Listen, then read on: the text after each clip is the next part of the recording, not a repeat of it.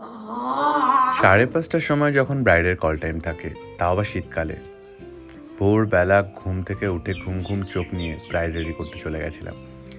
এই যে আজকের ব্রাইড নিশা, অনেকেই দেখেছো নিশাকে, নিশার এঙ্গেজমেন্ট লুকটা, সেটারই আজকে ব্লগ এবং মেকআপ টিউটোরিয়ালটা তোমাদের সাথে শেয়ার করব।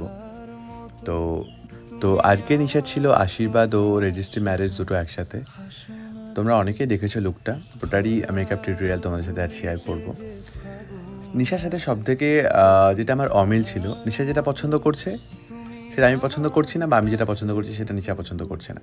কিন্তু কিছু সময় পর গিয়ে না, লুকটা যখন ফাইনাল হয়ে যাচ্ছে, মানে ঠিকঠাক হচ্ছে, তখন কোথাও গিয়ে মনে হচ্ছে যে না, দুজনারই পছন্দ হয়েছে। তো এই ব্যাপারটা আমাদের মধ্যে একটু অদ্ভুত ছিল, কিন্তু তারপরও লুকটা ভীষণ ভালো বেরিয়েছিল, কারণ ওর পছন্দ ভীষণ ভালো, আর আমিও চেষ্টা করি আমার পছন্দটা কিছু শেয়ার করে ব্রাইডের সাথে ডিসকাশন করে লুকটা ক্রিয়েট করার। তো নিশা একটু কনফিউজ ছিল তার হেয়ারটা নিয়ে। তো যখন আমি ওর হেয়ারটা সামনে দিই, তোমরা জাস্ট ওর রিয়াকশানটা দেখো যে কেমন লাগছে। এটা ছিল ওর রিয়াকশান।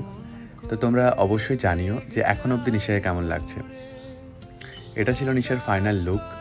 তো কেমন লাগলো তোমাদের ফাইনাল লুকটা অবশ্যই জানাবে। আমাদের মধ্যে একটু কনফিউজ ছিলাম যে যে জুয়েলারিটা এনেছিল, নেকলেস বলো, চোকার, তো ওটা পরাবো কি পরাবো না।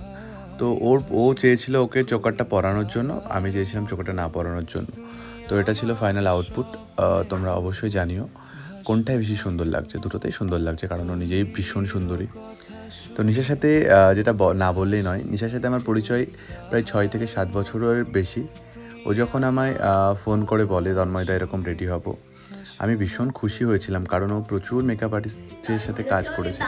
তারপরেও যে আমাকে চুজ করেছে, এই জন্য আমি ওর কাছে মানে গ্রেটফুল। তো থ্যাংক ইউ সো মাচ নিশা, আমাকে চুজ করার জন্য। ভীষণ ভালো থাক, আর এই রকমই থাক, যেটা তোকে একদম ভালো লাগে। তো আজকের জন্য এইটুকুই।